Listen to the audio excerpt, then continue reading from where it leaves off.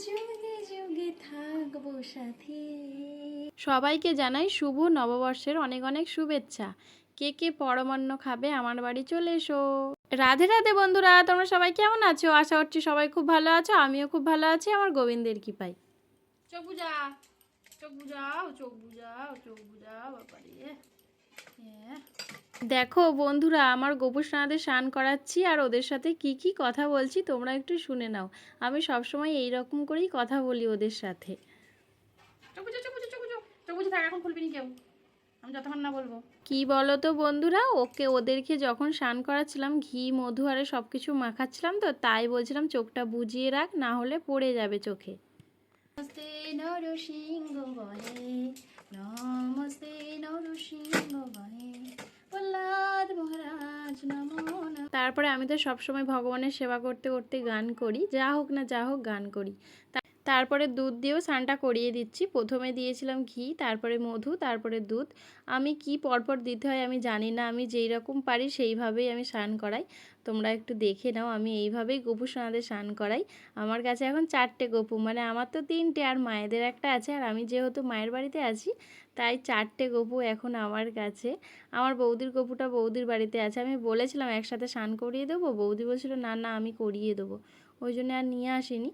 তারপর আমি আমাদের 4টে সোনাকে স্নানটা করিয়ে দিচ্ছি, দই মাখিয়ে দিচ্ছি। দেখো কিরকমভাবে বসে আছে আমার গুবলু। তোমরা ভাববে কি বলছি, কিরকমভাবে বসে আছে, ওরা তো এইভাবেই বসে থাকে, তোমরা এটাই ভাববে। কিন্তু আমি এদেরকে দেখলে জানো মানে এত ভালো লাগে, তোমাদেরকে বলে বোঝাতে পারবো না। এখন আমি এডিট করছি, এতটাই ভালো লাগছে, মানে যখন আমি স্নান করাছিলাম তখন তো দারুণ লাগছিল। মানে ওই ভাষা কাউকে প্রকাশ করার মতো না, আর আমি বলতেও পারবো না আমার কি মনে হচ্ছিল। মানে কিছু কিছু বলছি, এতটাই আমার ভালো লাগে ওদেরকে দেখে আমার সবসময় ভালো লাগে। আর যখন নিত্য নতুনভাবে এই দই দিয়ে ধরো তো রোজের স্নান করানো হয় না, এত ভালো লাগছে আমি তোমাদেরকে বলে বোঝাতে পারবো না। এখন আমি এডিট করছি, আমার জন্য এত ভালো লাগছে, মানে প্রকাশ করার মতো না। আমার মতো কার কার হয় এই রকম, আমাকে একটু কমেন্ট করে জানাবে। আমি আজ সকাল থেকে একটাও ভিডিও আপলোড করিনি, এতটাই আমি ব্যস্ত ছিলাম, মানে রোজের ব্যস্ত থাকি, কিন্তু মায়ের বাড়িতে এসে আমি কদিন ব্যস্ত ছিলাম না, আমি ফ্রি ছিলাম, বসে দাঁড়িয়ে থাকতাম। কিন্তু আজ যেহেতু প্রথম দিন আমি অনেক কিছু করেছি, কারণ বছরের প্রথম দিন আলসেমা করতে নেই নাকি রোজেরই এইরকম হয়। আমি অনেক কাজ করেছি। তারপরে আমি গোপুসোনাদের স্নান করাতে এসেছি, ওদের জন্য পরমান্ন রেডি করেছি, বাড়ির জন্য রান্না করেছি, সব কিছুই করেছি। তো এতটাই দেরি হয়ে গেছে, মানে কি বলবো। দেখো আমি ঠিক করে তোমরা দেখলে বুঝতে পারবে, আমি মাথাও আঁচড়াইনি, কিচ্ছু করিনি। আমি ওদের যেন দেরি হয়ে গেলে আমি যেন পাগল হয়ে যাই, আমি ভাবি ওদেরকে কখন স্নান করাবো, কখন রেডি করাবো, আমি ওদের নিয়েই থাকি। থাকবো সাথী, কথা দিলাম,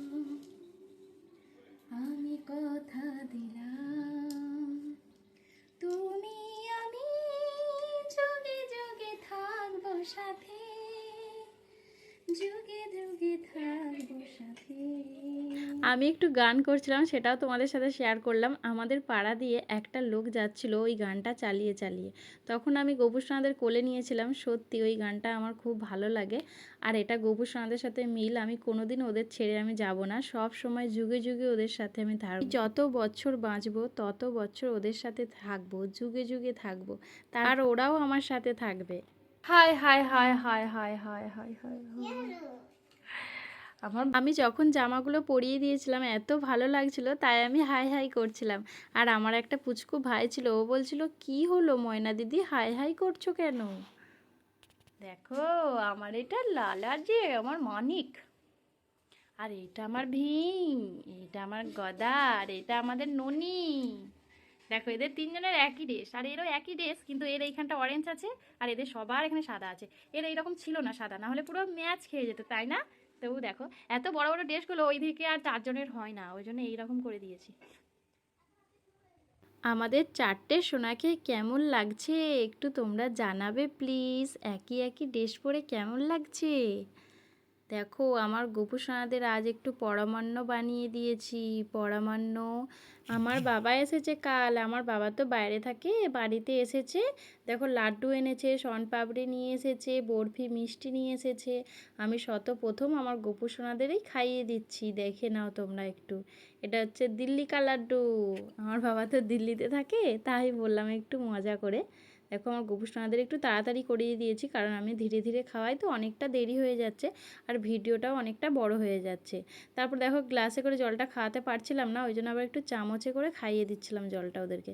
তারপর মুখটা মুছিয়ে দিলাম। তোমাদের এই ভিডিওটা কেমন লাগলো আমাকে একটু জানাবে। আর আমার গোপু সোনাদের আজ কেমন লাগছে এটা তো অবশ্যই জানিয়ে যাবে, তাহলে আমার গোপু সোনার খুব ভালো লাগবে।